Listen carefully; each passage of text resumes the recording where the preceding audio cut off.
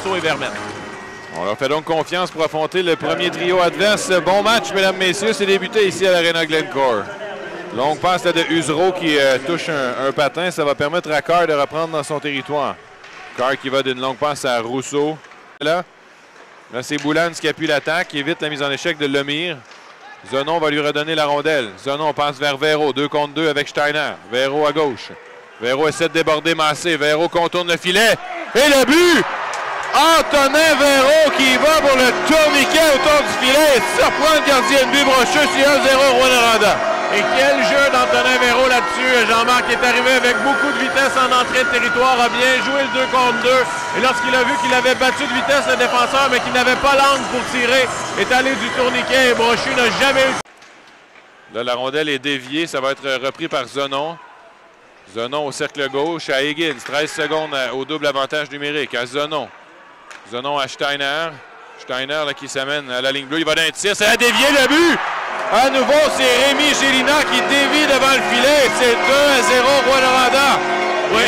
Il reste encore une minute la deuxième pénalité. Oui, c'était le temps, Jean-Marc, que Steiner décoche là, alors qu'il restait uniquement 5 secondes à ce 5 contre 3. Et on le disait, ça prenait seulement un lancer qui touche le filet avec 2 joueurs des Huskies.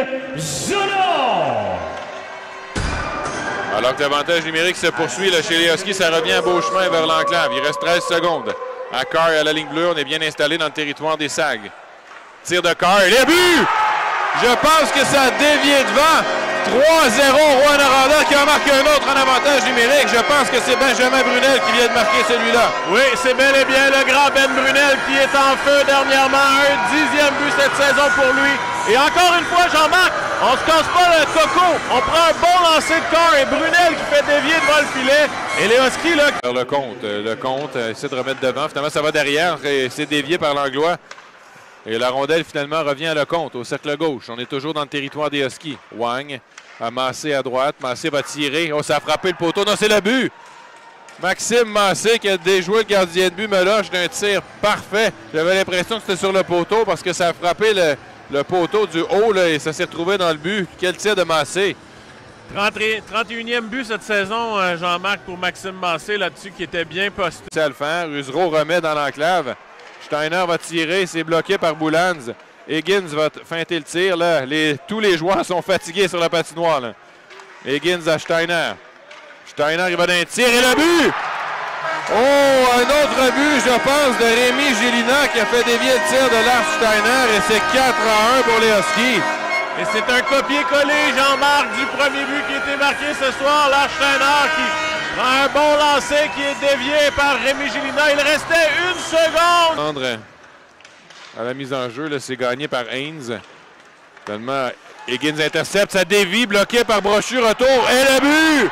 C'est 5-1 maintenant pour les Huskies. Je crois que c'est Veilleux qui vient de marquer son premier. Oui, récupérer cette rondelle, Jean-Marc, c'est un premier dans la Ligue pour Lucas Veilleux, son baptême. Un premier but pour lui et il l'a marqué en allant au filet, en récupérant le retour. Et c'était un lancer initialement du poignet de Higgins qui a été dévié sur le bâton de Brunel. Et puis par la suite... Wang à Desruisseaux. Desruisseaux qui va d'une passe qui est bloquée encore par Carr. C'est un tir de Massé sur réception. Et ça revient à Desruisseaux. Le Carr qui doit avoir 5 tirs bloqués dans ces 2 désavantages. C'est Desruisseaux qui tire et le but. Finalement, là, on réussit à marquer du côté des Saguenayens de Chicoutimi. 5-2. C'est certain qu'on allait finir par se brûler chez les Huskies. Oui, il y avait 2 joueurs des Saguenayens directement devant Méloche qui ne devaient pas voir grand-chose. J'ai pas l'impression que c'est Vermette et Gagnon qui étaient là. Desruisseaux, un bon lancer du poignet là, qui est venu trouver le fond du filet. Et du côté des Saguenayens... Carr qui d'autre? Là, c'est Desruisseaux maintenant qui a la rondelle à la ligne bleue. Tente une passe vers Massé. Carr reprend à nouveau. Et il va passer vers Gélina qui remet à Zenon. Zenon, on laisse pour Véro qui avance en territoire offensif à Zenon. Et qui va marquer Bill Zenon qui va ajouter le 6e but des Huskies alors qu'on a été très généreux entre les joueurs pour finaliser ce match-là. Oui, définitivement. Véro et Gélina qui auront une mention d'aide. Bill Zenon là-dessus qui a été une victime de la générosité d'Antonin Véro. Là, honnêtement, je ne pensais pas que Véro allait faire cette passe supplémentaire-là.